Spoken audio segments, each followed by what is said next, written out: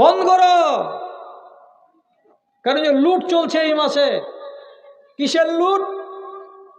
শেষখানে বলছে ওয়ালিল্লাহি ওয়াতাকাউম মিনান নার।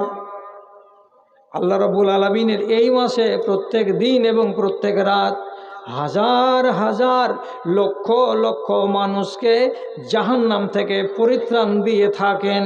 ফেরেশতারা কাগজ কলম হাতে করে নিয়ে শুধু বেরিয়ে বেড়াচ্ছে, কার নামটাকে কেটে জাহান্নাম থেকে জান্নাতের খাতায় তুলে দেওয়া যায়। শুধু এটাই চলছে অভিযান। সুতরাং তোমার কপালটাকে ভালো করো আর তোমার নামটাকে জাহান্নামের খাতা থেকে তুলে জান্নাতের খাতায় তুলে নাও। ওয়ালিল্লাহি ওয়াতাকাউ মিনান নার। আল্লাহ রাব্বুল আলামিনের পক্ষ থেকে অনেক অনেক অনেক মানুষকে আগুন থেকে পরিত্রাণ দেওয়ার ব্যবস্থা আছে।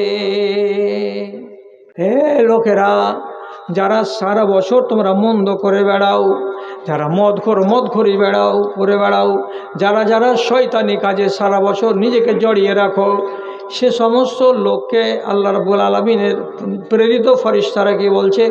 আকসের, তোমরা কম করো, তোমরা কম করো, তোমরা কম করো। আল্লাহর ফেরেশতারা এটা বলছেন না যে তোমরা বন্ধ করো, তোমরা বন্ধ করো, তোমরা এই কাজ করিও না। আল্লাহ তাআলার ফেরেশতা বলছেন আকসের, এটা কমিয়ে দাও। কেমন কথা? কেমন কথার মানে যদি আল্লাহ খালি বলে দিতেন ফেরেশতাকে দিয়ে। আল্লাহ রাব্বুল আলামিন যেগুলো অফার দিয়েছেন তার বান্দাদেরকে, এই অফারটা সব মাসের জন্য নয়, এই অফারটা শুধু রমজান মাসের জন্য। এই জন্য এই মাসের ভেতরে এতগুলো এতগুলো এতগুলো ফজিলত আর এতগুলো গুণগান রাব্বুল আলামিন করে রেখেছেন এবং তার নবী করে রেখেছেন।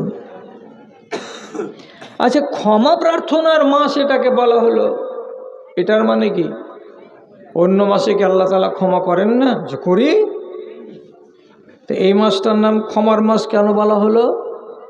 তার মানে কি? অন্য মাসে যদি আমি আল্লাহ তাআলার কাছে দোয়া করে নিজেকে ক্ষমা করাতে না পেরে থাকি, হতে পারে, কিন্তু রমজান মাসটা এমন একটা মাসের মাস, এই মাসে যদি আমি ক্ষমা প্রার্থনার ইচ্ছা করে থাকি তো ইনশাআল্লাহ এই মাসে ক্ষমা হবে। তাহলে ওই মাসে গ্যারেন্টি নেই, আর এই মাসে কি আছে? গ্যারেন্টি আছে। এবার কতজন লোক তৈয়ার আছেন? মিষ্টি হাদিসটাকে আগে শুনেন, শোনার পরে এবার বলেন কি কথাটা আপনাকে বোঝাতে চাইছি।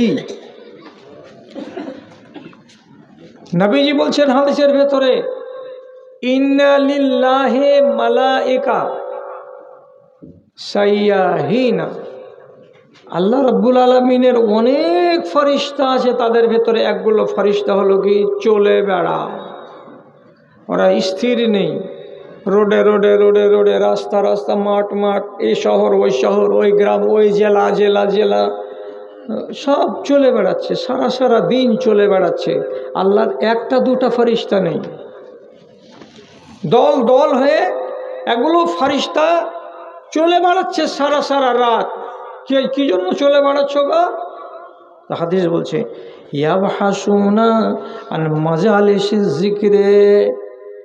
ওরা রাস্তা দিয়ে চলে, চলতে চলতে ডানে তাকায় বামে তাকায়, কোনো জায়গাতে একটা আলোচনার মজলিস পাওয়া যায় কি না, কোনো জায়গাতে একটা জিকিরের মজলিস পাওয়া যায় কি না। জিকির মানে কি? যেখানে কোরআনের কথা হয়। জিকির মানে কি? যেখানে আল্লাহর এবং আল্লাহর রাসূলের আলোচনা হয়। ওই জায়গাতে এমন কিছু লোক আছে যারা সেই আলোচনায় অংশগ্রহণ করেছে। সেই জিকিরের মজলিস কোথায় বসেছে তারা খুঁজে বেড়ায়, খুঁজছে।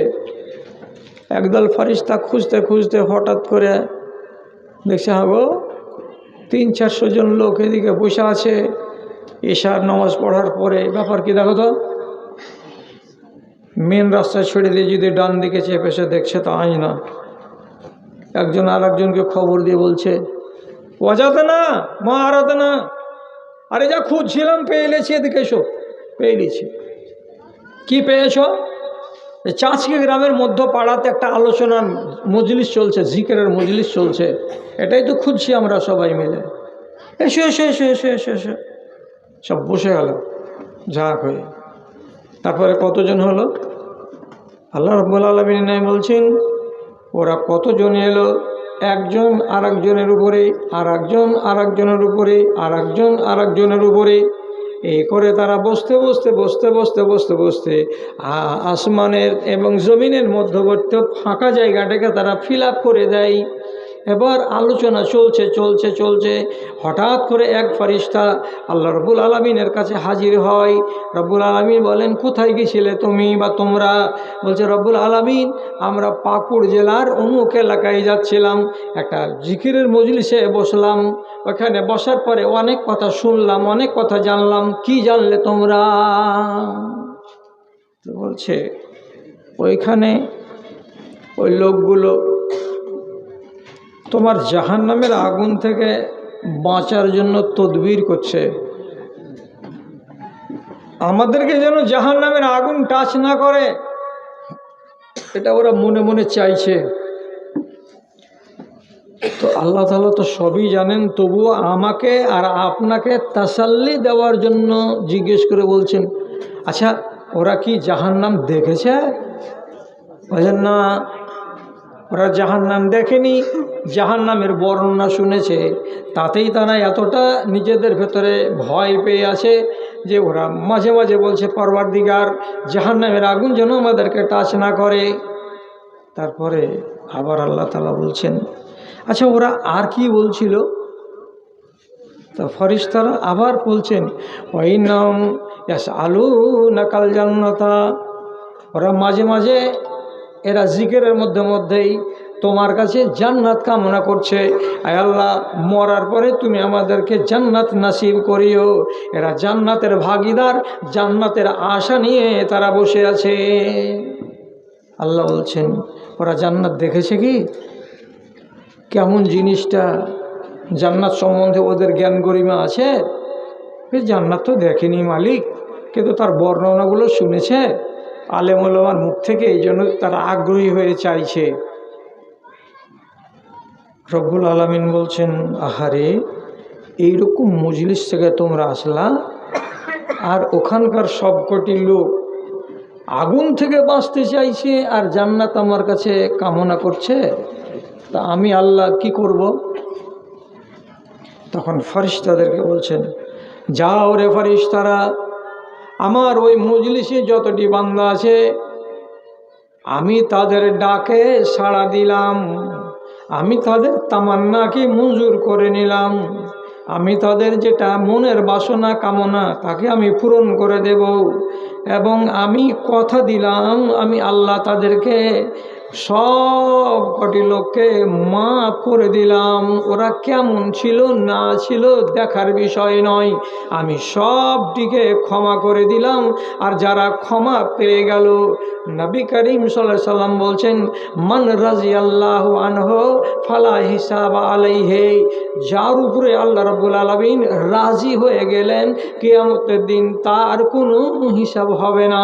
হিসাব হবে না মানে লোকটা জান্নাতি। আল্লাহ তাআলা ফেরেশতাদেরকে বলে পাঠালেন, যাও যতটি লোক আছে ওই মজলিসে সবটিকে মাফ করে দিলাম, সবটিকে মাফ করে দিলাম।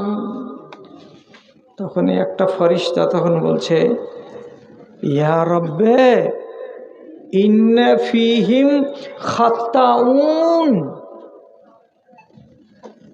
খরাজা লিহাজাতিহি, পরওয়ারদিগার মাফ করে দিলেন আপনি সবটিকে, ভালো কথা, আমরা ওদের সববারই নাম লিখে নিলাম যে হ্যাঁ তোমরা যতটি এখানে লোক এসেছিলে সবটিকে ক্ষমা করা হলো। কিন্তু একটা কথা বলবো আপনাকে, ওই মজলিসের ভিতরে কিন্তু একটা লোক আছে, অন্য কাজে বেরিয়েছিল। ও কিন্তু এই জিকিরের মজলিসে বসার উদ্দেশ্যে বের হয়নি, ও আলাদা নিজের কাজে বেরিয়েছিল। চলতে গিয়ে তখন বলছে, এতটি লোক যখন বসে আছে তখন 10 মিনিট বসে দেখি কি হয়। তো লোকটা কিন্তু রব্বুল আলামিন গুনাহগার, ও পাপী, মিথ্যা কথা বলে সামান বিক্রি করে, রাতের বেলায় মুরগি চুরি করে, দিনের বেলায় সুযোগ যদি পায় তো রেল স্টেশনে টিকিট কাউন্টারের ভিড়ে গিয়ে লোকের পকেটমারি করে, মোবাইল চুরি করে। আমরা ওকে চিনি, তো ইয়ার মতন পাপী লোকটা আর কি করা যাবে? আপনি তো বললেন যাও সবকে মাফ করে দিলাম, তাহলে ওই গুনাহগারটার কি হবে? ওকে মাফ করে দিব নাকি? আল্লাহ রাব্বুল আলামিন বলছেন লা ইয়াসকা মিনহু জালিসুহুম আল-ইয়াউম। এরা আমার ফেরেশতারা, আমাকে মাফ করতে টাইম লাগে না, আমি শুধু বাহানা চাই, আমি একটা ওসিলা চাই। আমি আমার বান্দার ইচ্ছাটাকে দেখছি, তার মনের বাসনাটাকে দেখছি। আমি আমার বান্দার বিস্তারিত লম্বা চওড়া মেহনতের দিকে আমি তাকাই না, আমি দেখছি তার নিয়তটার দিকে। আমার বান্দা যখন চোর চুরি করে, ডাকাতি করে, লম্পটি করে, সবই কিছু করে, কিন্তু যেই উদ্দেশ্যেই হোক না কেন জিকিরের মজলিসে গিয়ে বসে গেছিল, অতএব ওইখানে যদি 250 জন লোক মাপ পাই, তো একজন লোক মানে 251 নম্বর লোকটাকে বাদনসিব করে তাকে আমি বিদায় করব না। আজকের মজলিসের ফজিলতে ওই গুনাহগারকে পর্যন্ত আমি মাফ করে দিলাম। তাহলে আপনি দেখতে পাচ্ছেন যে আল্লাহ রাব্বুল আলামিন আপনাকে মাফ করার জন্য জিকিরের মজলিসের কতটা গুরুত্ব দিলেন। জিকির কাকে বলে? খালি লম্বা করে চোখ বন্ধ করে খালি বড় বড় দুয়া বলবেন, এটার নাম জিকির তা নয়। যেগুলো অ্যাকচুয়ালি তসবিহ এবং যেগুলো অ্যাকচুয়ালি জিকির সেগুলো হলো ছোট। যেমন সুবহানাল্লাহ, টাইম লাগবে না। আলহামদুলিল্লাহ, টাইম লাগবে না। যেমন সুবহানাল্লাহি ওয়া বিহামদিহি, এটা বলতে টাইম লাগবে না। যেমন লা ইলাহা ইল্লাল্লাহ, এগুলো বলতে টাইম লাগবে না। আর এগুলো জিকির যার মুখ থেকে বেরিয়ে যাবে, ও জেনে নিতে হবে যে ওর মিটার সব সময় ঘুরতে আছে, কোনো সময় থামে না। এবং আপনাকে আর কি কথা বলবো, কথা বলে বলে বলে বলে আপনাদেরও থলিটাকে বোঝ করতে পারলাম না, আর তার আগে মরার বয়স হয়ে গেল। আর আমারও থলি শেষ হয়ে গেল ওয়াজ করে করে, ওয়াজের থলিতে কিছু পড়ে আর নাই। সুবহানাল্লাহি ওয়া বিহামদিহি যদি আপনি এই মজলিসে একবার বলতে পারেন, তো নবী করিম সাল্লাল্লাহু আলাইহি সাল্লাম বলছেন গোরসাত লাহু নাখলাতুন ফিল জান্নাতে, ওর ভাগে যেটা জান্নাত আছে সেই জান্নাতের সামনের মাঠে ওই একবার সুবহানাল্লাহি ওয়া বিহামদিহি বলতে গেলে একটা খেজুরের গাছ লাগিয়ে দেওয়া হবে। মরার পরে যেদিন জান্নাতে আসবে সেদিন দেখবে যে সারিবদ্ধ খেজুরের গাছ লেগে আছে। কে লাগালছিল? জি আল্লাহ। তুই লাগালছিলে? আমি কবে লাগালাম? আদেশটা তো ফেরেশতা আমার, কুদরত আমার, লাগিয়েছিস তুই। কখন লাগালাম? যখনই তুই বলেছিলি সুবহানাল্লাহি ওয়া বিহামদিহি। তুই যদি দিনে 100 বার বলিস তো 100টা গাছ আমি লাগাবো। তুই যদি দিনে 400 বার বলিস তো আমি 400টা গাছ লাগাবো। আপনি তখন নিজে নিজে বলবেন মৌলী সাহেব, এটা যদি 1 লাখ বার হয়ে যায় তাহলে 1 লক্ষটা গাছ আমি কি করব? আপনি কি করবেন? হায় রে পাগল ইনসান, আপনাকে এই দুনিয়ার 10টা দুনিয়ার সমান জান্নাত দেওয়া হবে। এত বিশাল বড় এলাকা। কত বড় এলাকা? এই দুনিয়াটার 10 গুণ বড় দুনিয়া আপনার নামে শুধু একটা জান্নাতির নামে বরাদ্দ হবে। এবার বলেন আপনি দুনিয়ার কতটি অংশতে গাছ লাগাতে পেরেছেন? অঙ্ক করেন বসে বসে। আমি একটা হুঁশিয়ার তা নয়, এ লোকগুলো এরা শুধু হুঁশিয়ার তা নয়, আপনারাও হুঁশিয়ার। এখানে বসে করুন। ঝাড়খণ্ডে এত বড় প্রদেশ, কতটি গাছ লাগাচ্ছেন? ঝাড়খণ্ড বোঝ হবে? ভারতবর্ষের উত্তরপ্রদেশ এত বড় প্রদেশ, মধ্যপ্রদেশ এত বড় প্রদেশ, কতটি গাছ লাগাচ্ছেন? আপনার ভাগের যেটা জান্নাত, সেই জান্নাতের মানে 100 ভাগের 1 ভাগও আপনার দ্বারাই এখনো পূর্ণ করা হয়নি। আর সেদিন যদি জান্নাতে গিয়ে আপনি দেখতে পান মাঠ ফাঁকা পড়ে আছে, মাঠ ফাঁকা, গাছ নেই, গাছালি নেই, আপনি তখন বলবেন এটা কেন হলো? বান্দা, তুই যদি একটু চেষ্টা করতে এই মাঠটা ভর্তি হয়ে থাকতো গাছেরে। খালি সবগুলো নারিকেলের গাছ নয়, এগুলো ডিজাইনের গাছ আছে, ফল ধরে না, আর দেখতে কত সুন্দর লাগে। বড় বড় পার্কে দেখেছেন কত রকমের গাছ, নারিকেল কোয়ালিটির গাছ, কত রকমের গাছ আছে। এমন সুন্দর সুন্দর গাছগুলো আল্লাহ রাব্বুল আলামিন আপনার নামে লাগিয়ে দিতে চাইছেন কোথায়? তো জান্নাতে। আপনি নিজেকে গাফেলের মধ্যে ডুবে রাখছেন। এটা হলো জিকির। আর যেখানে এইগুলো আলোচনা চলে সেই জায়গাতে আপনার মুখও চলতে থাকবে। মাঝে মাঝে আপনি একাই বলুন সুবহানাল্লাহ, মাঝে মাঝে আপনি একাই একাই বলুন আস্তাগফিরুল্লাহ। আমি বলতে বলবো সেটা কথা নয়। রাসূল করিম সাল্লাল্লাহু আলাইহি সাল্লাম বলছেন আমার আগের আর পাশের গুনাহ সব মাপ। অথচ আল্লাহ রাব্বুল আলামিনকে খুশি করার জন্য আমি দিনে এবং রাতে 100 বার করে আস্তাগফিরুল্লাহ, আল্লাহ তোমার কাছে মাপ চাই বলি। আমি কবার বলেছি? চলতে ফিরতে কিছু হয়ে গেল বলবেন আস্তাগফিরুল্লাহ। পয়সা লাগে না, সুবহানাল্লাহি ওয়া বিহামদিহি। পয়সা লাগে না, যদি এটাকে বাড়িয়ে দেন আর একটু, সুবহানাল্লাহি ওয়া বিহামদিহি সুবহানাল্লাহিল আযীম, এটা যদি বেড়ে যায়। একবার হলো সুবহানাল্লাহ, একবার হলো সুবহানাল্লাহি ওয়া বিহামদিহি, আর একবার হলো সুবহানাল্লাহি ওয়া বিহামদিহি সুবহানাল্লাহিল আযীম। 3 রকম বললাম আপনার সামনে, আর 3টাই সহিহ রিওয়ায়াত। তো যদি এই কথাটা আপনি বলতে পারেন, তামলাউল মিজান, দাড়ি পাল্লার আনাজ আর কানাজকে সমস্তকে কানাই কানাই ভরে দিবে। এইটা এমন একটা বাক্য বলতে গেলে সোজা, পাল্লাতে ভারী, আর আল্লাহ রাব্বুল আলামিনকে অত্যন্ত প্রিয়, অত্যন্ত প্রিয়। একদম সহিহ হাদিস। তাহলে যাকে দিক আমি ঘুরে আসি, রমজান মাসের মাহাত্ম্য আলোচনা করতে গিয়ে আপনাকে এই কথাটি বললাম। আবার আর একটা কথা বলছি। এবার কি, যখন রমজান মাস দুনিয়াতে চলে আসে, আল্লাহ রাব্বুল আলামিন একগুলো ফেরেশতাকে এলাকা ভাগ করে দেন। এই তোমাকে দিলাম ঝাড়খণ্ডের পাকুড় জেলা, তোমরা কজন আছো? এই টিমের ভিতরে যাও, তোমরা 100 জন। তোমাদের এই জেলার ভিতরে ভিতরে ঘুরতে হবে। দায়িত্ব কি আছে? এই একটা দায়িত্ব। কি দায়িত্বটা? ভালো করে দেখেন। ওই ফেরেশতার কাজ হলো আঞ্জনা গ্রামে ঢুকবে, আর ঢোকার পরে গ্রামের মাথাতে এসে আওয়াজ দিবে। আপনি কিন্তু ফেরেশতার আওয়াজ শুনতে পাবেন না। এগুলোকে যদি ঈমান থাকে তাহলে ঈমান দিয়ে বিশ্বাস করতে হবে, আর ঈমান যদি না থাকে তাহলে আপনার খালি শুনাই হবে। আরও বলছি, হুবাহু এইরকম হাদিস। তা কি?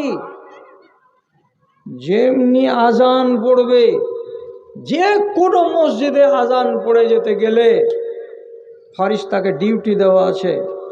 এই মাথা থেকে শুরু করবে, ওই টোলা পর্যন্ত যাবে, আর একটাই কথা বলবে, ইয়া বানি আদমা কুমু ইলা নিরানিকুমুল্লাতি আওকাতুমুহা ফাতফিউহা বিসসালাতে। তখন ওইটা ফেরেশতা কী করবে? আপনাকে নামাজের জন্য ডাকবে, আর ভাষাটা বলবে কি, মাঠে আগুন জ্বালিয়েছ তাকবীরে, ওই আগুন যদি নিভাতে চাও আল্লাহর মসজিদে এসো, মুয়াজ্জিন আজান দিয়েছে। এখানে বলবে, এখানে বলবে, এখানে বলবে, শেষ। যে গেল গেল, আগুন নিভালো, যে গেল না গেল না, আগুন জ্বললো। মাঠে আগুন নিভালো মানে, জ্বালালো মানে, হাটে গেছো মিথ্যা কথা বলে সামান বিক্রি করেছো, কপালে আগুন জ্বালিয়েছো। কোর্টে গেছো, নকল দলিলে সই করেছো, বাপ জমিকে অন্য নামে করে দিচ্ছে, তুমি হয়ে গেলে সাক্ষী। হারামি কাজে সাক্ষী হয়েছো, কপালে আগুন জ্বালিয়েছো। আগুন নিভাবে তো কোথায়? তো মসজিদ। মাঠের আগুন নিভাবে কোথায়? তো মসজিদে। এসো নমাজে। কথাটা বলে দিল, আল্লাহর ফেরেশতা চলে গেল। আমরা কারা কারা শুনতে পাই, কারা কারা পাই না? এক বাক্যে উত্তর, আমরা আল্লাহর ফেরেশতার কথাটাকে বিশ্বাস করি, আমরা শুনতে পাই না। আবার একটা হাদিস এটাই কি, ওই যে মাঠের গ্রামের মুখে এসে আওয়াজ দিয়ে বলছে, কি বলছে? ইয়া বাগিয়াল খায়রে আকবিল ওয়া ইয়া বাগিয়াশ শাররে আকসির ওয়ালিল্লাহি উতকাউম মিনান নার। কি বলছে ফেরেশতাটা? ওরে সারা বছর ধরে মঙ্গলের সন্ধানকারী, নেকির সন্ধানকারীরা, যারা সারা বছর নেকি খুঁজে বেড়াও, কল্যাণ খুঁজে বেড়াও, কামিয়াবি কিসে হবে সেটা খুঁজে বেড়াও, তাদেরকে বলছি আকসের তোমরা এই কাজটাকে বাড়িয়ে দাও। নামাজ কেন পড়ছিলে? আল্লাহর সন্তুষ্টি, ভালো পাবো, মঙ্গল পাবো, নামাজ বাড়িয়ে দাও। টাকা খরচ করছিলে, আল্লাহর সন্তুষ্টি পাবো, টাকা খরচ করা বাড়িয়ে দাও। তুমি সেবা শুশ্রূষা করছিলে জনগণের, কিসের জন্য? আল্লাহ রাজি হবে তার জন্য এটা করছিলাম আমি, এটাকে তুমি বাড়িয়ে দাও। এক কথায় ফারিস্তা বলছে, যারা যারা সারা বছর মঙ্গলের কামনা করে বেড়াও, তোমরা এই মাসে তোমাদের নিজের ধান্দাগুলোকে বাড়িয়ে দাও, তোমরা বাড়িয়ে দাও। এতদিন কত রাকাত নামাজ পড়তে তোমরা দিনে রাতে? বলছে 60 রাকাত পড়তাম আল্লাহ। কেমন 60 রাকাত? 12 রাকাত পড়তাম সুন্নাতে মুআক্কাদা, 17 রাকাত পড়তাম ফরজ, 1 রাকাত পড়তাম আর ভিতর, 30 রাকাত নামাজ পড়তাম। এর বিনিময়ে আল্লাহ রাব্বুল আলামিনের আমরা মঙ্গল চাইতাম তার কাছ থেকে, এবং আমরা নিজেদের কল্যাণ চাইতাম। আল্লাহর ফারিস্তাকে বলছে এটাকে বাড়িয়ে দাও, তোমরা বাড়িয়ে দাও, লাভ বেশি আছে। কেমন করে বাড়ালাম? এই মাসে আমরা কি করলাম, এবার 8 রাকাত বাড়িয়ে দিলাম তারাবির নামাজে, আর 3 রাকাত 1-এর জায়গায় 2 বাড়িয়ে দিলাম। এটা কি? সেটা বেতরের নামাজে। তার মানে আমি নেক কাজে আমি নিজেকে একটু বাড়িয়ে দিলাম। বাড়াও। কেন বাড়াবো? যে লুট চলছে, আল্লাহর পক্ষ থেকে লুট চলছে। লুটে নাও, যত লুটবার আছে লুটে নাও। বস্তা আনো, ভর্তি করো, সোয়াব কামাই করো। এখন কোনো গণনা নেই, কোনো হিসাব নেই, কোনো কিতাব নেই। ভর্তি করো। এই মাস সুযোগের মাস চলে যাচ্ছে। তাহলে জাগরণ বাড়িয়ে দিই, নামাজ বাড়িয়ে দিই, দান বাড়িয়ে দিই, খায়রাত বাড়িয়ে দিই। এই মাসের একটা বৈশিষ্ট্য। তারপরে আবার ফেরেশতা কি বলে? ইয়া বাগিয়া শাররে আকসির, জাহান্নাম থেকে টেনে বার করো নিজেকে। এখন যদি একটা মদখোরকে বলি বন্ধ করো 1 মাস মদখোরি, তো না ও বন্ধ করতে পারবে, আর না নিজের মাগফিরাত করাতে পারবে, না নিজের নামটাকে কাটিয়ে জান্নাতের খাতায় তুলতে পারবে। কেন? যে এটা তো কঠিন কথা, মদকে ছেড়ে দেওয়া কি আর থাকা যায়? তাহলে একে কি বলবো? যে একে পাওয়া যাবে জুতে। ওই যে আকসের কমিয়ে দে রে বাবা। কেমন কমাবো? তুমি অন্যান্য মাসে 2 বেলা, সকালে একবার বিকালে একবার, 1 গিলাস সকালে 1 বিকালে খেতে। রমজান মাসের খাতিরে তুমি একবার কমিয়ে দাও, 1 বেলা খেয়েও আর 1 বেলা খেয়েও না। দেন ভুল তর্জমা করবেন, ফের কালকে কিছু মৌলবি এই ওয়াজ চলে যাবে দুনিয়া জুড়ে। তো মৌলবি কি সারা দুনিয়াতে শুধু ভুল ধরাটি মৌলবি? হ্যাঁ, আমি কি একটাও ন্যায্য কথা বলতে পারবো না? রাসূলুল্লাহ বলছেন আকসের কমিয়ে দে রে, কমিয়ে দেওয়ার মানে কি? 300 মিলিগ্রাম করে খাচ্ছিলি, ওটাকে কমিয়ে 200 মিলিগ্রাম কর। সিগারেট কতটি খাচ্ছিলি সারাদিনে? বলছে 2 প্যাকেট, 1 প্যাকেট করে দে, কমিয়ে দে। কেন কমাবো? সম্পূর্ণ কেন আল্লাহ রাব্বুল আলামিন ছাড়তে বললেন না তার ফারিস্তাকে দিয়ে? যে রে খ্যাপা, তোর দ্বারাই সম্ভব নয়। আমাদের এলাকায় একটা গ্রাম আছে, নাম নিলে তো গোলমাল লেগে যাবে। তো সারাদিন সর্দারের বাড়ি কাজ করবে, আর মাগরিবের পরে 5 হাত ধুয়ে মসজিদে ঘুমাবে। একটা জোন ছিল, লেবার ছিল, ওরা হলো খোট্টা শ্রেণীর। ওই সম্প্রদায়টাকে কি বলে? খোট্টা। আপনারা চিনেন না ওরা হয়তো। तय कहाँ गया था बे, तय का घर कहाँ है, मैं तो बोलिस है कहिस है, এগুলো হলো ওদের ভাষা। তো বলছে বাবা এই এশারের নামাজ পড়েছ? যে मैं को नहीं आता है, मैं नहीं जानता है, নামাজ পড়ে না দেখেন শুচ্ছে কেন? যখন 1-2 দিন ওকে উঠিয়ে দিয়েছে, তখন চালাকি করে কি করছে, এশারের আগে আর শুতে আসে না। নামাজ হয়ে যাওয়ার পরে এসে শুধবে, তারা আর কেউ ওকে নিষেধ করবে না। এবার একদিন ফজরের টাইমে কোনো লোক বলছে উঠো নামাজ পড়তে হবে। নামাজ পড়ো তাহলে থাকতে পারবেন না তো থাকতে পারবেন না। তারপরের দিন এসে ফের বিছান কাতে হাতে করে তুমি নামাজ পড়ো কি কিছু না পড়ি না। নামাজ না পড়লে এখানে থাকতে পাওয়া যাবে না। থাকতে যখন পাওয়া যাবে না রেগে গেছে তখন গাদলাটাকে হাতে করে তখন করছে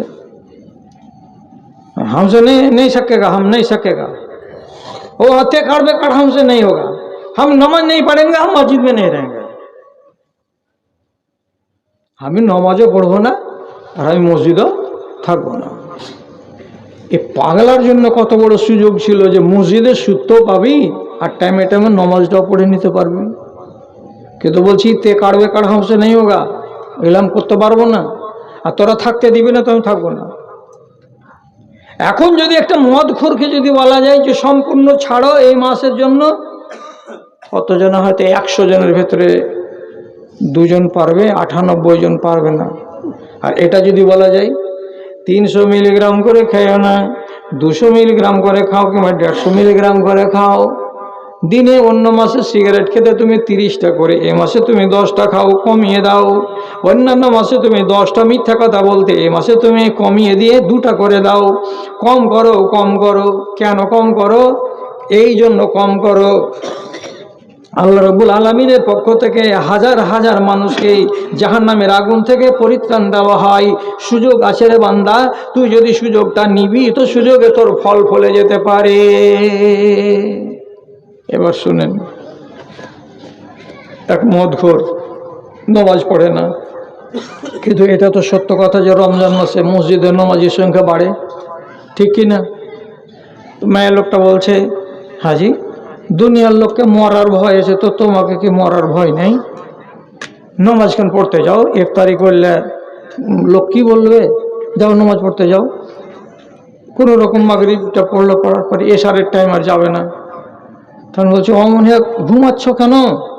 2 দিন তারাবির নামাজগুলা পড়ো, আল্লাহ তাআলা যদি তোমার এই তারাবির নামাজটাকে কবুল করে তোমাকে মাপ টাপ করে দেয়, পাহাড় জমিয়ে রেখেছো গুনাহ খাতা করে করে। তো বড় বড় ভাইয়া স্ত্রী তার কাছে কাবু হয়ে যায়, তো কি করবো তাহলে যাই। এবার আসছে ঠেলাতে পড়েও তারাবি পড়তে। তারাবি যখন পড়া হয়ে গেছে, কষ্ট হোক জানটাতে, তবুও পড়লো। পড়ার পরে খেয়াল করেন কথাটার দিকে। এবার ইমাম সাহেব 3 রাকাত বেতর পড়া যখন হয়ে গেল, তো হচ্ছে যখন 3য় রাকাত, রুকু থেকে উঠলো। ওঠার পরে সামি আল্লাহু লিমান হামিদা কথাটা বলল। বলার পরে মাঝে মাঝে মাঝে মাঝে কুনুত করবে, রোজ করবে এমন কথাটা নয়, আর যদি না করে তো গুনাহ হয়ে যাবে এমন কথাটা নয়। মাঝে মাঝে কি করবে? কুনুত করবে। কথাটা বুঝেন কি বুঝেন না? কুনুত করা, রুকু থেকে উঠে ইমাম সাহেব কি করবেন? এমএম করে হাত তুলে দিবেন, আপনারা সবাই মিলে হাত তুলে দিবেন, ইমাম সাহেব দোয়া করবেন। আর আপনারা যারা যারা দোয়াটা জানেন তো তার সাথে সাথে বলতেও পারবেন, অথবা যদি না জানেন তো উনি যেখানে যেখানে থামবেন সেই জায়গাটাতে আপনি শুধু একা একাই ওইখানে আমিন বলে নেবেন। এবার ইমাম সাহেব কি করছেন? দোয়া করছেন, আল্লাহুম্মা গফিরিল মুসলিমিনা ওয়াল মুসলিমাত ওয়াল মুমিনিনা ওয়াল মুমিনাত।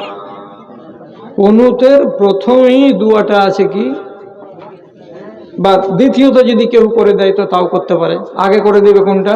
আল্লাহুম্মা আহদিনি ফিমান হাদাইত ওয়া আফিনি ফিমান আফাইত ওয়া তাওয়াল্লানি ফিমান তাওয়াল্লাইত।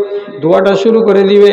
এই দোয়ার ভেতরে যদি কোনো এক জায়গায় ইমাম সাহেব শুধু বলে আল্লাহ তুমি সমস্ত মুসলমানগুলোকে মাফ করে দাও, আল্লাহ তুমি সমস্ত মুমিনগুলোকে মাফ করে দাও, তাহলে বারে বারে কি বলছে?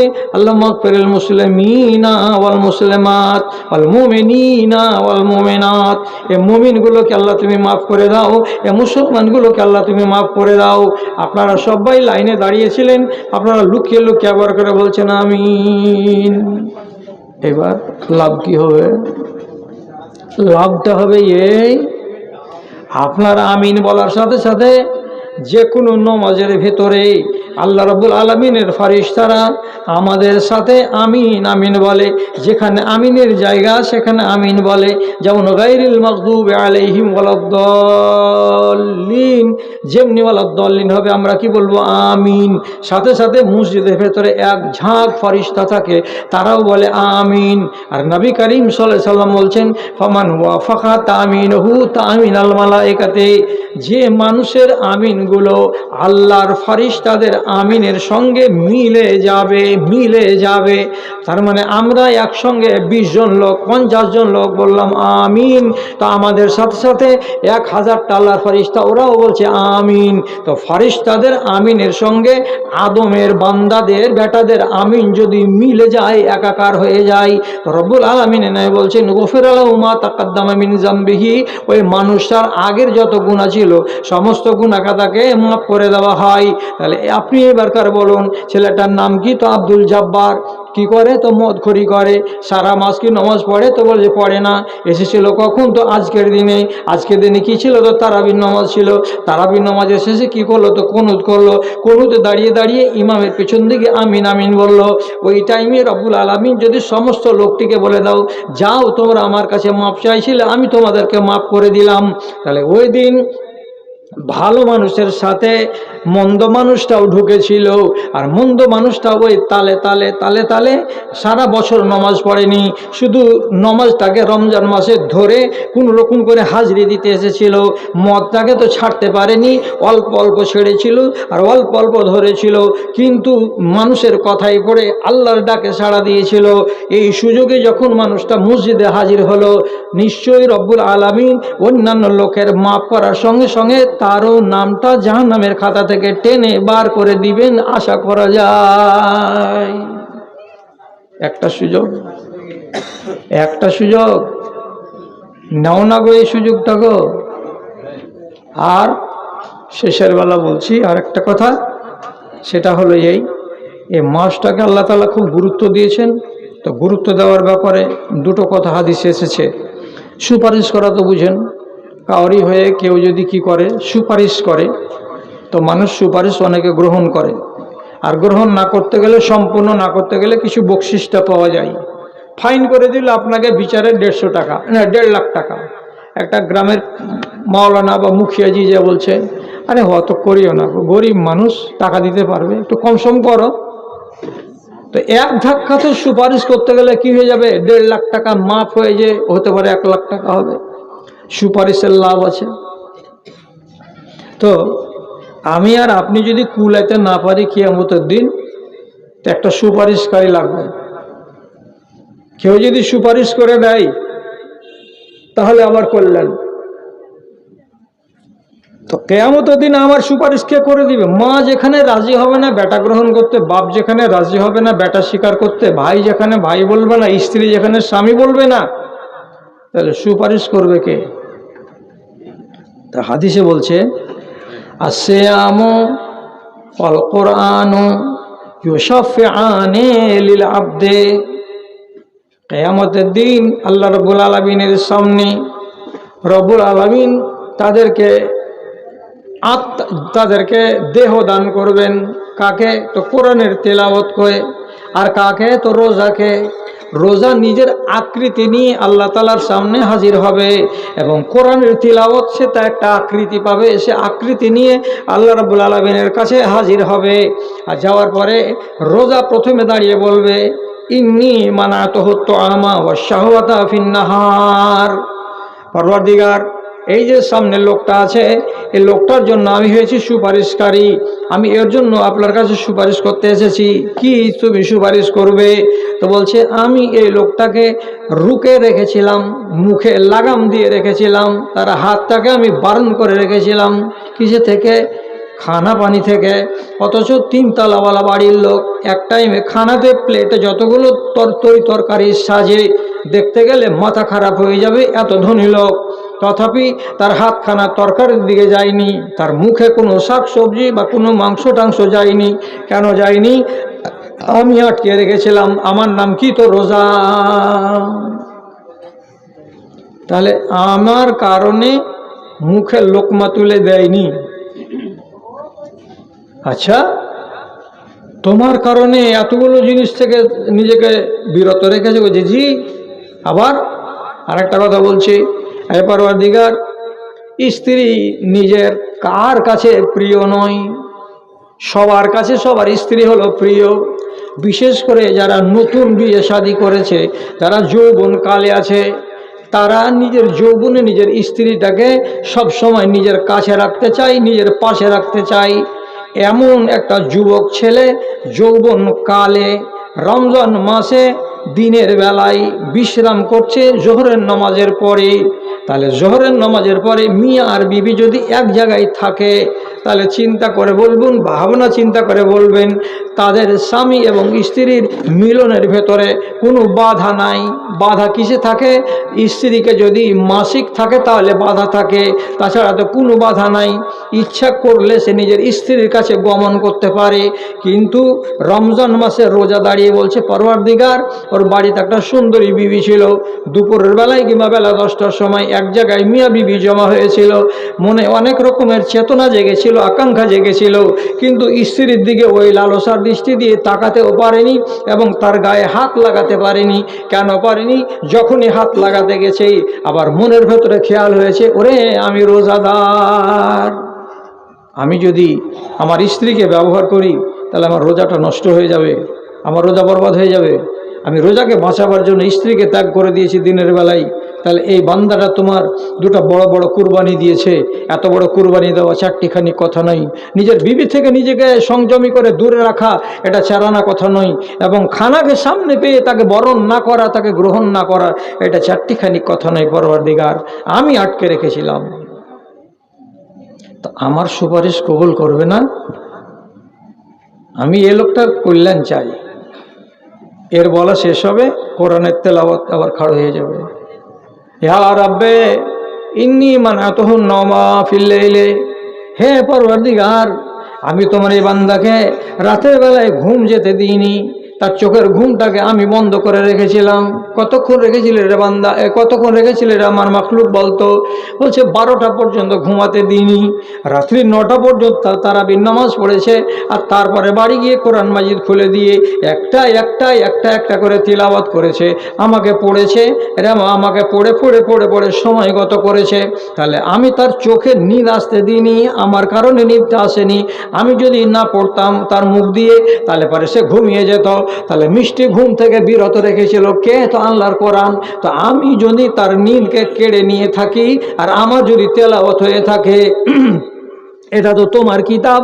তো তোমার কিতাবকে যে বান্দাটা জেগে জেগে তেলাওয়াত করেছে, আরাম হতে দেয়নি, আরামটাকে হারাম করে রেখেছে, এই বান্দার জন্য আমি সুপারিশ করছি, আয় আল্লাহ, তোমার এই বান্দাকে তুমি একটা সুখের স্থান দান করো। রব্বুল আলামিন বলছেন, তোমাদের দুজনের সুপারিশ আমি খুশি মনে কবুল করে নিলাম। আমার বান্দার জন্য স্বর্গের উদ্যানে তার জায়গা তৈরি করে রেখেছি, আমার বান্দা সেখানে চলে যাবে আরামের সাথে, কোনো বাধা দেওয়া হবে না। এই জন্য যে কোনো মানুষকে রমজান মাসে কোরআন মাজিদ যারা পড়তে জানে, ফুরসত না পেতে গেলেও এই মাসের খাতিরে তাকে কোরআন মাজিদ পড়তে হবে। এবং বড়রা বলতেন, আমাদের বাপ দাদারা, কি যে কোরআন মাজিদকে কমসে কম একবার খতম করবি রে, এই রোজার মাসে রে একবার খতম করিস। তাও কোরআন কবি যে আমাকে পড়েছিল যে আল্লাহ। আমি আপনাদের এখান থেকে শুধু জানার উদ্দেশ্যে বলছি, আজকে কয় রোজা আমাদের শেষ করে আমরা পড়লাম? 11। আজ থেকে শুরু হয়ে গেল, 11 শেষ, তো 12তে পড়লাম। তাহলে 12টা রোজা আমাদের, 11টা রোজা আমাদের কমপ্লিট হয়ে গেছে। তাহলে রাগঝাল করিয়েন না, হিসাব করে বলেন তো 11টা রোজাতে 11 পারা কোরআন মাজিদ কতজন লোকের হয়েছে? 11 পারা, রোজা প্রতি 1 পারা করে কতটি লোকের হয়েছে? নাই। কেমন কথা? कभी जिंदगी पे न की नजर, कटी उम्र सारी गुनाह में।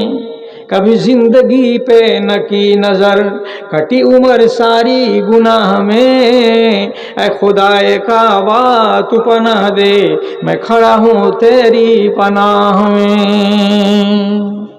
কি করলেন গো? আচ্ছা, এক এক পারা পড়ার লোক আছেন এখানে কেউ? 2, 4, 5, 7টা। আচ্ছা, এবার বলেন, আজব হবে না? রাগ করিয়েন না, আপনাদের আমি ঘরের মানুষ, কোনো রকমের রাগ ঝাল করি নেই। সোজা সোজা ঝুট্টা কথা বললেন না। রমজান মাসে কতটি লোক কোরআন মাজিদ পড়তে জানেন না? হাত তোলেন তো। হাত, কোরআন পড়তে জানেন না, কোরআন পড়তে জানেন না। তাহলে কতটি হলো? 15টা হাত হলো। একটা কথা বলবো, আপনার যদি নেক নিয়ত থাকে, 7 দিনে কোরআন মাজিদ মুখ দিয়ে উচ্চারণ হবে। কি বললাম? আপনার যদি শিখার ইচ্ছা থাকে, 7 দিনে কোরআন মাজিদ পড়তে পারবেন। কোন একটা মৌলবীকে ধরেন, হ্যাঁ শিফারা বগল করে যে আমি এই বুড়াতি বসে কোরআন শিখতে যাবো, জি কাউরি কাছে যেতে হবে না। লুকিয়ে ইমাম সাহেবের কাছে একটা ফর্মুলাকে মেনটেন করবেন, কোরআন মুখস্থ হয়ে যাবে। প্রথমে বর্ণ 29টা, আলিফ বা তা সা, এটিকে ঘরের কোনাতে একলাই শিখালেন। আলিফ বা তা সা এই করে শিখা হয়ে গেল যখন 29টা বর্ণকে, তারপরে 6টা কথা শিখতে হয়, তাহলে কোরআন খুলে যাবে। কি? একটাকে বলে জাবার, এরকম বেড়া হেসিদ থাকবে হরফের ওপরে, এত বড় একটা, ওপরে থাকলে জাবার, নিচে থাকলে জের, একটা এরকম হয়ে থাকবে বলসির মতন, একে বলে পেশ, আর একটা এরকম 3 পা হয়ে খাড়িয়ে থাকবে, একে বলে তাসদিদ, আর একটা এমনি করে দুদিকে আঁক মেরে এরকম করা থাকবে, এটাকে বলে জজম। আর এগুলো একসাথে যদি 2টা থাকে তাকে বলে তানবিন। 6টা কথা। বে শব্দটার উপরে যদি এই বেড়াটা সুদ থাকে তো সবসময় মুখ হবে আ, বা যাবার বা, তা যাবার তা, যদি নিচে থাকে এ করতে হবে মুখটা, বে যাবার বেজের বে, তেজের তে, যদি এরকম থাকে মুখে ও করতে হবে। বেপেস বো, তেপেস তো, সেপেস সো, ছোট ছোট শব্দ আসবে, জিম জের জের, রে জের রে, ফে জের ফে, জে রে ফে, আইন যাবার আ, মিম যাবার মা, লাম যাবার লা, আ মালা। একলাই বাড়িতে কোরআন হবে। আর না যদি হয় তো বাড়িওয়ালি কোরআন পড়া হলে ওর পিছে লাগো, যে তোর দানা উঠিয়ে দেবো 3 মাসে যদি কোরআন শেখাতে না পারলি তো। কোরআন আপনি মুখ দিয়ে খুলে যাবে। কোরআন পড়ো রে ভাই রাতের বেলায়, কোরআন পড়ো রে ভাই দিনের বেলায়। হ্যাঁ, কোরআন এত ফজিলতের জিনিস, আর রমজান মাস চলে যাচ্ছে, আপনি কোরআন মাজিদটাকে শেষ করতে পারবেন না, এটা তো বড় দুঃখের কথা।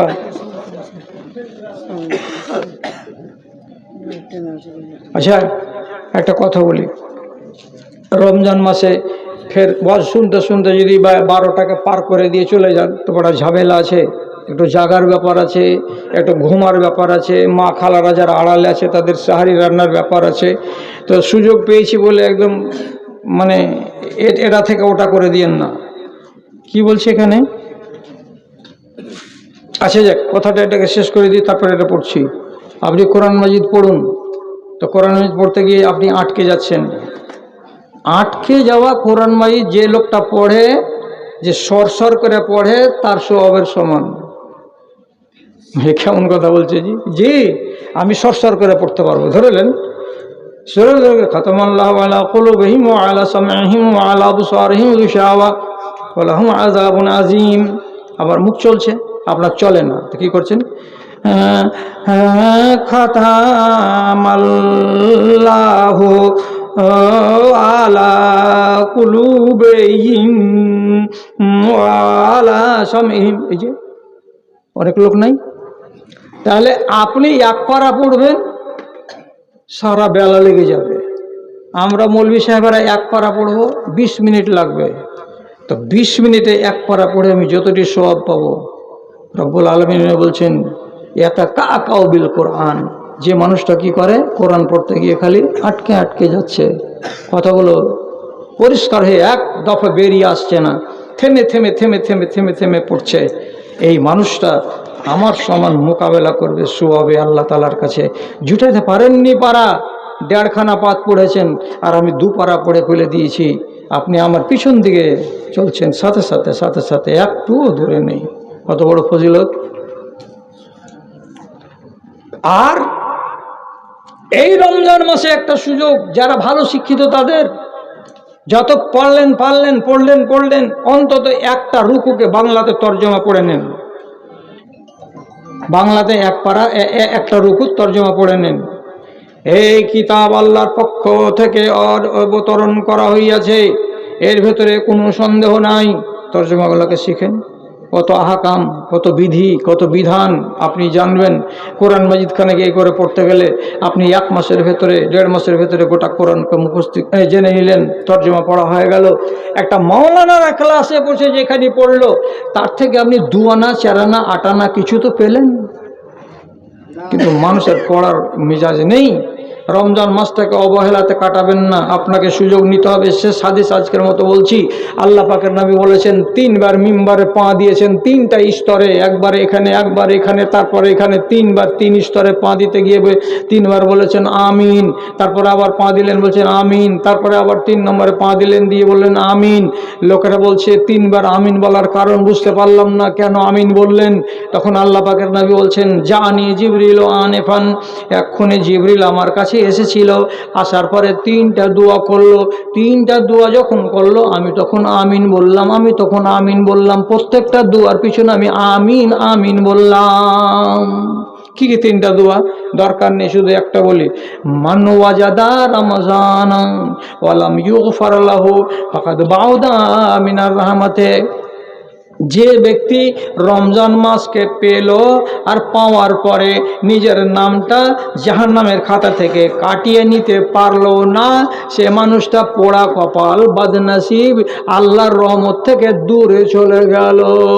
তখন আমি বললাম আমিন। তাহলে রমজান মাসে নিজের নামকে কাটাবার টাইম আছে, এখনো টাইম চলে যায়নি। আপনাকে এটা করতেই হবে। যারা যারা গুনাহগার আছেন তারাও, যারা গুনাহগার নন তারাও রমজানের নির্জন টাইমে মসজিদের ভিতরে গিয়ে 12টা, 1টা, 2টা, 2:30টা, 3টার সময় যখন নির্জন, কেউ নেই মসজিদের ভেতরে, বাতি নিভিয়ে দিয়ে এক কোণাতে দাঁড়িয়ে 2 রাকাত নামাজ পড়ে আল্লাহ তাআলার কাছে বসে বসে কাঁদুন আর দোয়া করুন। ডাকো তারে ডাকো, মনের কালি মুছে ফেলে দিয়ে নয়ন পাতায় আঁকো। সূর্য যখন নামিবে পাটে, আধার আসবে ছেয়ে, বিশ্বজগৎ অঘরে ঘুমাবে, তুমি থাকবে চেয়ে। এমন আধারে নির্জনে বসে একবার তারে হাঁকো, ডাকো তারে ডাকো, মনের কালি মুছে ফেলে দিয়ে নয়ন পাতায় আঁকো রে, নয়ন পাতায় আঁকো। কথা অনেক আছে শোনার, কিন্তু ব্যাপারটা হলো যে 1 নম্বর কথা যে বয়স 65 বছর, 2 নম্বর কথা হলো 2টা অপারেশনের লোক, আর 3 নম্বর কথা হলো রমজান মাস গুদড়ি লাট হয়ে আছে। খালি এই এলাকার ভাইগুলোর আওয়াজ শুনতে পেলে ফেলতে পারি না। কেন? আমার উত্থান হয়েছে পাকুড়ের এই এলাকা থেকে, আর আমার কবরের যাত্রা শুরু হবে তো এই এলাকা থেকে। আমি উঠেছি এই এলাকা থেকে, এটা আমার ইতিহাসে লিপিবদ্ধ আছে। তো আপনাদের ডাক ফেলতে পারেনি বলে চলে এসেছি। গলাটা কেমন করছে বুঝতে পারছেন, চেঁচাতে পারছি বুঝতে পারছেন, থস করছে গলা বুঝতে পারছেন, সবই বুঝতে পারছেন। আর লম্বা করব না, শুধু এটা অনুরোধ করব, নির্জনে বসে আল্লাহ তাআলার কাছে রমজান মাসে একদিন কাঁদেন। আপনার কাঁদাতে এটাই যেন কথা থাকে, পরওয়ারদিগার আমার নাম তুমি কাটাও জাহান্নামের খাতা থেকে। একটাই বাক্য। যেমন মানুষের পা ধরে কাঁদে আর বলে তুই মাপ না দিলে আমি তোর পা ছাড়বো না, তখন কাবু হয়ে যায় মানুষ, যাচ্ছে যা যা যা তোকে মাপ দিনু। আপনি আল্লাহকে সামনে পাবেন না, তবু আন্দাজের উপরে বলুন আল্লাহ তুমি সামনে আসো, তুমি আমার নাম জাহান্নামের খাতা থেকে কাটিয়ে দাও। কাঁদতে আরম্ভ করে দেন, কাঁদতে আরম্ভ করে দেন। মসজিদের ভেতরে রাত 1টা, 2টা, 2:30টা, 3টার সময়তে কেউ নেই মসজিদে, গুম সুম মসজিদ, ওখানে ডাকবে, দোয়া করবেন, নামাজ পড়বেন। আর মাওলানা সাহেব কাঁদা যাবে না, যাবে যাবে। আপনিও কাঁদবেন, আপনার বাপও কাঁদতে পারবে, আপনার বেটিও কাঁদতে পারবে, আপনার মাও কাঁদতে পারবে, সারা জগতের যত পাষাণ হৃদয়ের লোক আছে সেও কাঁদতে পারবে, যদি রসুল্লাহর ফর্মুলাকে মানেন। তো কি বলেছেন রসুল্লাহ? কি বলেছেন? ফাইনলাম তাবকু ফাতাবাকু, কান্না যদি না আসে তো কান্নার মতো ভান করে কান্না করো, কান্না যদি না আসে তো কান্নার মতো করে আওয়াজ করো, আপনি অরিজিনাল কান্না চলে আসবে। কেমন কথা! নির্জন মসজিদ, আলো জ্বলে না, কেউ জেগে নেই, আমি একাই গুনাহগার, মসজিদের কোনায় 2 রাকাত নামাজ পড়েছি, এবার আল্লাহ তাআলার কাছে দোয়া করছি। দোয়া করতে গিয়ে নবীজি কি বললেন? কান্নার ভান করো। কাঁদন তো আসবে না, কান্না আসবে না, তো কান্নার ভান কেমন করে করব? পরওয়ারদিগার, অনেক গুনাহগার করেছি, যৌবনকালের দিকে দেখছি তো আল্লাহরে অন্ধকার আর অন্ধকার, এই করেছি সেই করেছি, মালিক তুমি জানো আর আমি জানি, অন্য কেউ জানে না। পরওয়ারদিগার, এ গুনাহ যদি জমে থেকে যায়, আল্লাহ জান্নাতের মুখ দেখতে পাবো না, মালিক তুমি আমাকে ক্ষমা করো, এ আল্লাহ তুমি আমাকে মাফ দাও, এ আল্লাহ তুমি আমাকে মাফ দাও, এ আল্লাহ তুমি আমাকে মাফ দাও। তোমার দরবার ছাড়া অন্য কোনো দরবার নেই মালিক, তুমি যদি হেত করে হাঁকিয়ে দাও তো কার দরবারে আমি যাব? তুমি তো যারা কাঁদে তাদেরকে ভালোবাসো, যে পায়ে পড়ে তাদেরকে তুমি ভালোবাসো। আমি গুনাহগার আল্লাহ, আমার চাইতে অনেক বড় বড় গুনাহগারকে তুমি মাপ দিয়েছো। আয় আল্লাহ, কত কত গুনাহগার দুনিয়াতে মাপ পেয়ে গেছে, তো আমি কেন মাপ পাবো না? আল্লাহ তুমি আমাকে মাপ দাও, আল্লাহ তোমার কাছে মাপ চাইছি।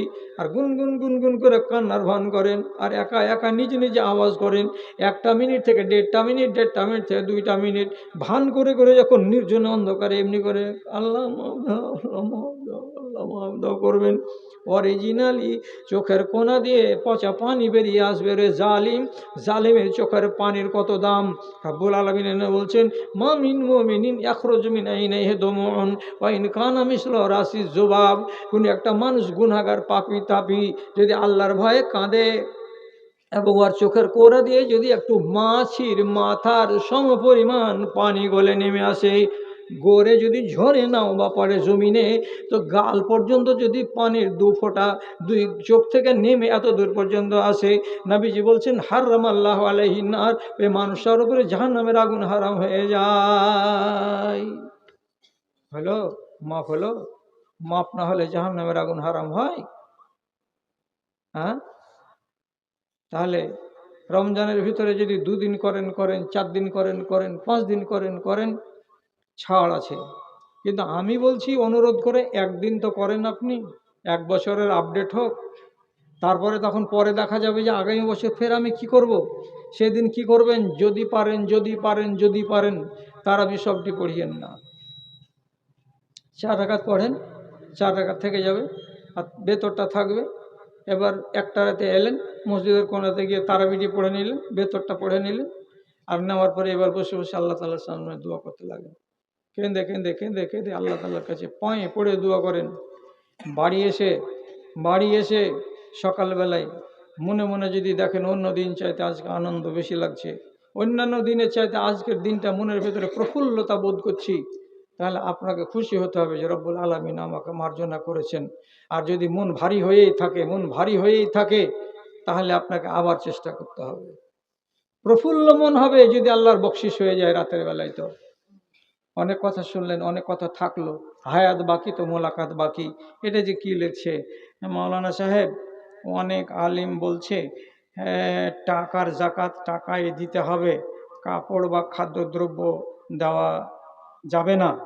আপনার মতামত জানতে চাই।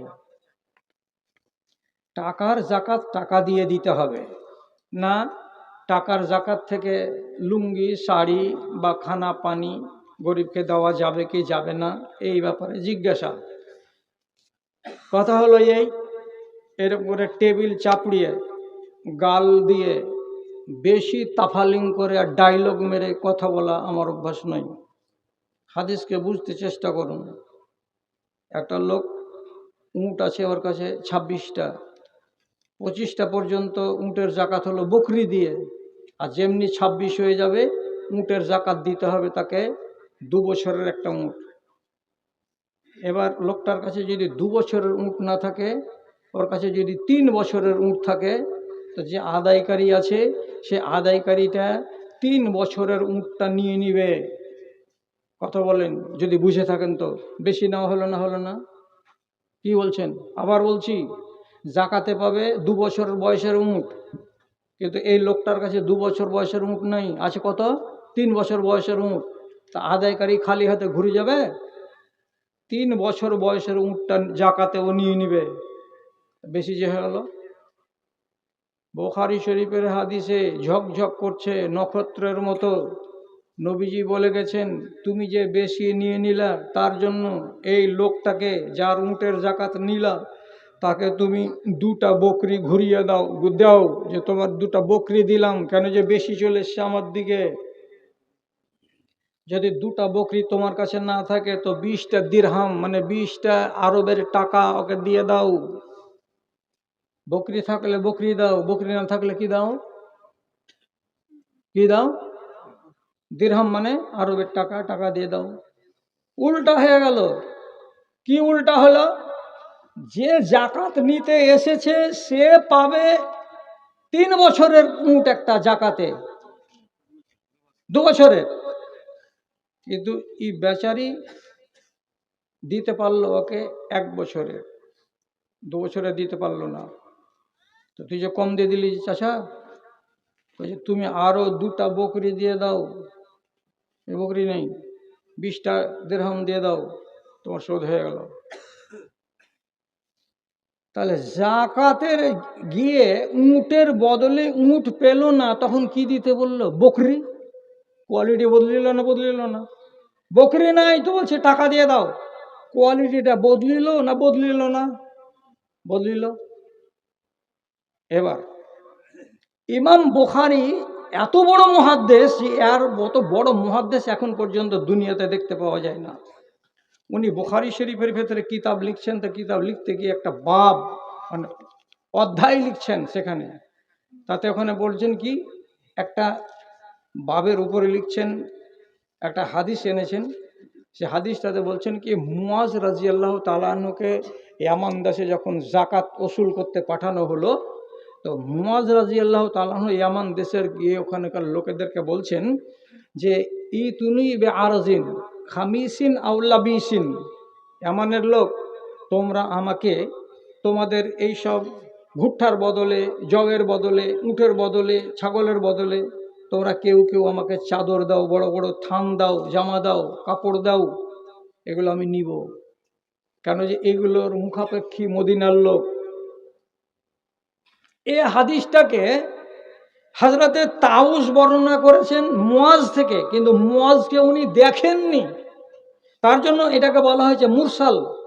আর ইমাম বুখারী জানেন যে মুরসাল হাদিস শক্তিশালী নয়, তার জন্য তিনি বাবের ভেতরে ঢুকালছেন, ঢুকিয়ে বলতে চাইছেন নিজের মত। কি মত? যদি জাকাতের মালকে কোয়ালিটিতে পরিবর্তন করে তো করতে পারে, এটা ইমাম বুখারীর মত। উনি এই উদ্দেশ্যে ওই মুরসাল হাদিসটাকে ওই জায়গাখানে বাবের ভেতরে ঢুকিয়ে আলোচনা করেছেন। তাহলে ইমাম বুখারীর মতো এত বড় ফকিহ আর এত বড় জালিলুল কদর সাহাবী, তিনি বলছেন জাকাতের কোয়ালিটির ভেতরে যদি হেরফের হয়, এটা থেকে এটা দিলাম বা এটা থেকে এটা দিলাম, তো এটা করা যাবে, তাৎপর্যের বিচারে করতে পারা যায়। সুতরাং এখন চলে আসলাম আমরা 1400 বছর পার করে দিয়ে 2000 শতাব্দীর নাম করা আলেমে দিন, গত 2000 সালে মারা গেছেন আল্লামা ইবনে বাজ রহমতুল্লাহ আলাইহি। উনার ফতোয়া কিতাবের ভেতরে লেখা আছে, হ্যাঁ টাকার জাকাত তোমরা কাপড় কিনে, জামা কিনে, শাড়ি কিনেও দিতে পারো, যদি ওখানকার ফকিরদের তৎপর্য বা মুসলাহাত থাকে, এটা তো অসুবিধা হবে না। তাহলে ফকিরের যদি তাৎপর্য সামনের দিকে থাকে, তো উনি নিজে মুফতি ফতোয়া দিয়ে বলছেন যে হ্যাঁ জাকাতের টাকাকে তোমরা কাপড় হিসাবেও দিতে পারো, আনাজ গম শস্য হিসাবেও দেওয়া যাবে। উনি এগুলো কথাই আলোচনা করেছেন। তাহলে আমি এত বড় বড় আলেমের কথাগুলোকে ফেলবো কেন? দ্বিতীয় কথা, যদি জাকাতের যে জিনিসের বের হলো সে জিনিসেরই যদি জাকাত আমাকে দিতে হয়, হেরফের যদি না করা যায়, তো আপনার বাড়িতে আপনার আহলিয়ার 87 গ্রামের একটা চাঁদির হার আছে, কোর্সে পৌঁছে গেছে, জাকাত লাগবে 40 ভাগের 1 ভাগ, 40 ভাগের 1 ভাগ। তাহলে আপনি আপনার স্ত্রীর গলার হারকে সোনার দোকানে নিয়ে যেয়ে 40 ভাগের 1 ভাগ কাটেন, একটা জাকাত দেন। তো পৃথিবীতে কোনো মায়ের লাল নিজের মা বেটির খেয়ে গয়নাগুলোকে কেটে কি জাকাত দেয় না ওই পরিমাণ টাকা জাকাত দেয়? কি দেয়? টাকা জাকাত দেয়। তো তখন সারা জগতের আলেম কেন বলছেন যে আপনারা এখান থেকে সোনাটাকে গয়নাটাকে নষ্ট না করে আপনি আর মূল্যটা দিয়ে দেন? তো মূল্য কেন জায়েজ হয়ে গেল তখন? আরো বলছি, সারা পৃথিবীর যত ফকিহ আছেন তারা সবাই বলছেন ব্যবসার মালের জাকাত হবে না, টাকা দিয়ে জাকাত হবে। কি বুঝলেন? ব্যবসার মালের জাকাত হবে না, মালের ভ্যালু করে টাকা দিয়ে জাকাত দিতে হবে। এমন আমার এটা দোকানে দেখি আছে, নজেল আছে, এলিমেন্ট আছে, পাম্পসেট আছে, ডিজেল আছে, অমুক আছে, তমুক আছে, থ্রেস আছে, সব যত আউজার আছে ট্রাকের আর পাম্পসেটের সবগুলো এখানে পাওয়া যায়। এখন যদি মালের জাকাত মাল দিয়েই হয়, তাহলে একটা চেক নিয়ে এসছে তারানগর মাদ্রাসার লোক, তো বলছে দেন, মাদ্রাসাকে কি দেবেন? তা আপনি কি করবেন? কইছে একটা এলিমেন্ট লিখেলেন, না তো একটা লাইনার পিস্টন লিখেলেন আপনি, তো ওকে কি ওইগুলার জাকাত দিতে হবে? সারা পৃথিবীর ফাকিগুন ইজমা করে বলছেন তেজারাতের মালের আপনাকে জাকাত দিতে হবে মূল্যের। মূল্য মানে কি? টাকা। টাকা থেকে না আসছো তখন গয়নাকে ভেঙে জাকাত দিবে না, টাকাতে আসছো তখন টাকা জায়েজ। আর পার্টসের দোকানদারেরা যখন টাকা দিবে জাকাত দিবে, তখন পার্ট দিবে না, টাকা দিবে, তখন টাকা জায়েজ। আর সোনার গয়নাওয়ালারা গয়নার টাকা দিবে জাকাত, তখন জায়েজ। আর যদি এই টাকার জাকাত যারা বের করবে যে 10 লক্ষ টাকা আমার আছে, তো আমার বেরিয়ে গেছে, এখন ধরলেন যে 25,000 টাকা বের হলো আমার, তো 25,000 টাকাই দিতে হবে। লুঙ্গি দেওয়া চলবে না, শাড়ি দেওয়া চলবে না। মোবাইল এখন ছাড়বে, সময় চলে আসছে, যে কোনো জিনিসের সময় আসছে কিনা। এই যে আর 8টা দিন বাদ দেন, ফেতরা নিয়ে এমন গড় গড় গড় গড় গড় গড় টাকা চলবে না, এই দিতে হবে, এত বড় বড় চৌঙ্গা নিয়ে বেড়াবে, এই চৌঙ্গাতে মেপে দিতে হবে, কেলোতে মেপে দেওয়া হবে না, এই মাদ্রাসাকে দেওয়া যাবে না, মক্তবকে দেওয়া যাবে না, খালি ফকিরকে দিতে হবে, ফকিরের বাড়ি গিয়ে দিয়ে আসতে হবে, নানান কথা আসবে। তেমনি এটাও আসবে। অতএব আমি বলছি ইসলামকে শক্ত করিয়েন না। আপনি নিজে জাকাত দাতা, আপনি যদি দেখেন এই লোকটাকে আমি জাকাত দিব, একটা লুঙ্গির এটা হকদার আছে, আপনি লুঙ্গি দেন।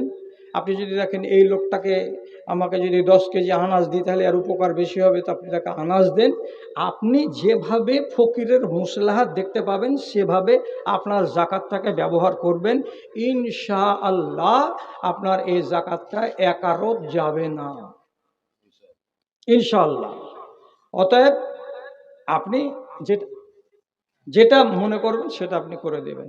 আর একটা কথা হলো যে ভাই কি করবেন, ঢুলির ঘরে যদি ঢোল না থাকে তো বসে বসে পেট বাজাই। পেট কেন বাজেছে চাচা? যে ঢোল ছিঁড়ে গেছে। তো আলেম ওলামাদের কাম হলো কি জানেন? কেরালার একটা আলেম বলেছিলেন পৃথিবীতে যত আলেম আছে সবাই একমত হয়ে গেছে এই কথাটার উপরে যে আমরা জীবনে একমত হব না। কথা বুঝতে পারলেন না? বললেন না? আবার বলছি, পৃথিবীর যত আলেম আছে সবাই এরা একমত হয়ে গেছে কিসের উপরে? যে আমরা জীবনে কোনোদিন একমত হব না। মালদার আলেম এক, মুর্শিদাবাদের আলেম এক, ও ওর আঁশ তুলে দিচ্ছে, এ ওর আঁশ তুলে দিচ্ছে, কেউ কাউকে সহ্য করে না। আরে সামান্য একটা খেলোয়াড় মোহাম্মদ শামি ভারতবর্ষের ক্রিকেট দলে দুবাইয়ে খেলতে গেছে, রোজার দিন পানি খেয়েছে। মুর্শিদাবাদের একটা আলেম আর অন্যান্য জায়গায় আলেম বলছে হ্যাঁ স্যার এটা মুসলমান, রোজার দিন এরকম করে লক্ষ লক্ষ মানুষের সামনে এরকম করে বোতল পানি খেয়ে নিল, লাগলো মোহাম্মদ শামির পিছনে, তো আর পোস্ট মটাম করে ছেড়ে দিল। আমি বলছি একটু দয়া কর রে আলেমের বেটা আলেম। কি দয়া? মুসাফিরের উপরে রোজা আছে, হ্যাঁ না বলেন না? নাই। আমার মন আমি রোজা রাখবো না, আল্লাহ ছাড় দিয়েছে আমাকে।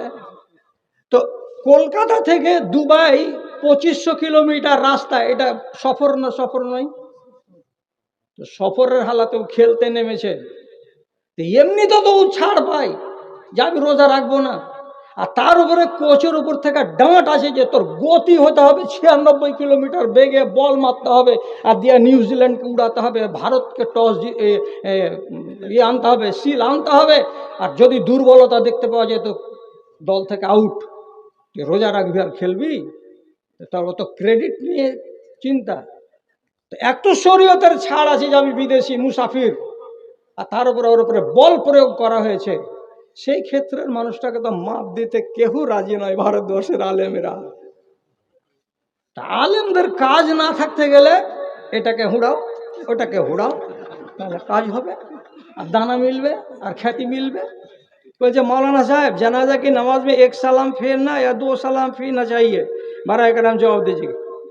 জানাজার সালাম আসসালামু আলাইকুম ওয়া রাহমাতুল্লাহ একটা হবে না আসসালামু আলাইকুম ওয়া রাহমাতুল্লাহ ডানে বামে দুটা হবে? এত মরছো কেন? মরবার আগে কি পাকা হয় পিঁপড়ার মতো? তাই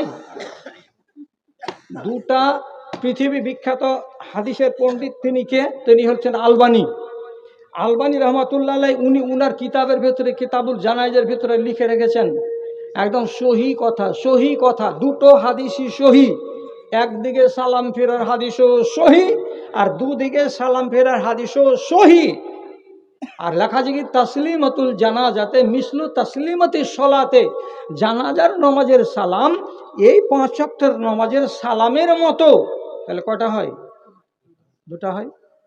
আর এক হাদিস আছে যে সাল্লামা তাসলিমাত, রাসূলুল্লাহ একটা সালাম দিলেন। এর মানে কি? এক সালাম করাও জায়েজ, 2 সালাম করাও জায়েজ। এখন তোমার চুলকানি কেন লাগলো যে আমি আজ থেকে 1 সালাম করবো? তাহলে বড় আলেম বলবে না ওটা হাদিস কমজোর, চলবে না। তুমি বেশি বিদ্বান না, আল্লামা আলবানী বেশি বড় বিদ্বান। উনি হাদিসের মুহাক্কিক, উনি পণ্ডিত, 20 শতাব্দীর সবচাইতে বড় মুহাদ্দিস। উনি বলছেন দুটাই হাদিস সহিহ রে বাবা। আপনার মন লাগে 2 সালাম দেন আর আপনার মন লাগে 1 সালাম দেন। এখন কত জায়গাতে মারামারি হয়েছে জানেন? এক জায়গাতে বিদেশে একটা আলেম এসে লোকেরা বলছে কে এটা জি? বলছে যে মারা গেছে ওর আপন খালু হলো, এটা মুর্শিদাবাদের খুব বড় আলেমে দিন, ওকে জানাজা পড়াও। এই জানাজা পড়াচ্ছে, কত বড় আলেমে দিন, কিচ্ছু বলা নাই কহা নাই। এরকম করে জানাজা শেষ কেন বলছে আসসালামু আলাইকুম ওয়া রাহমাতুল্লাহ, থেমে আছে। আর পাবলিক বুকে হাত বেঁধে এখনো খাড়ি আছে। হ্যাঁ তা আর 1 সালাম দিবে না নাকি? হ্যাঁ আসসালাম দিবে না নাকি? হ্যাঁ ওরা এক লেখলে আসসালামু আলাইকুম ওয়া রাহমাতুল্লাহ ছেড়ে দিবে। আচ্ছা কি আছে এটা? কি আছে? পাবলিক আপনি ওকে রেহাই দিবেন? কে আছে এটা জি? কোথাকার বলবে আছে জি? ও সালা 1 সালাম কেন দিল, 2 সালাম কেন দিল না? এই ঘর তো সালাকে লিয়াই তো সালাকে আমাদেরকে বলবে এই হলো আর হ্যান হলো। আচ্ছা এখন পাবলিকের মুখে গালি নয় কিন্তু প্রবাদ, এটা ভাষা আমাদের কি কোন ঠেকারি সালা মৌলবি আছে ভাই লিয়াই তো। এই যে সালা শুরু হলো, উচিত ছিল জায়গার লোকটিকে আগে জানিয়ে দেওয়া, ভাই আমি আজকে 1 সালাম দিয়ে জানাজার নামাজ পড়াবো, তাহলে লোকেরা বিভ্রান্তিতে পড়তো না। হ্যাঁ আর বলেনি করে দিল। এখন এইখানে একটাই সালাম আছে, ধরেলেন এই চাঁচকিতে আঞ্জনাতে আমি এসেছি, তা আমাকে বলে দিতে হবে আগে যে ভাই আমি জানাজার নামাজ পড়াচ্ছি কিন্তু আমি ভাই 2 সালাম দিব। আপনারা জেনে নিলেন। এবার তখন কি আসসালামু আলাইকুম ওয়া রাহমাতুল্লাহ, আসসালামু আলাইকুম ওয়া রাহমাতুল্লাহ, ঝগড়া হবে না? এগুলো নিয়ে কত কাটাকাটি আর মারামারি আর পিটাপিটি হলো। যাই হোক, দুটোই সালাম জায়েজ, যেটা আমল করবেন সেটা জানিয়ে করবেন, লোক যেন জানতে পারে। রসুল ইমাম সাহেব জর্দা পান খেলে তার পিছনে নামাজ হবে কি?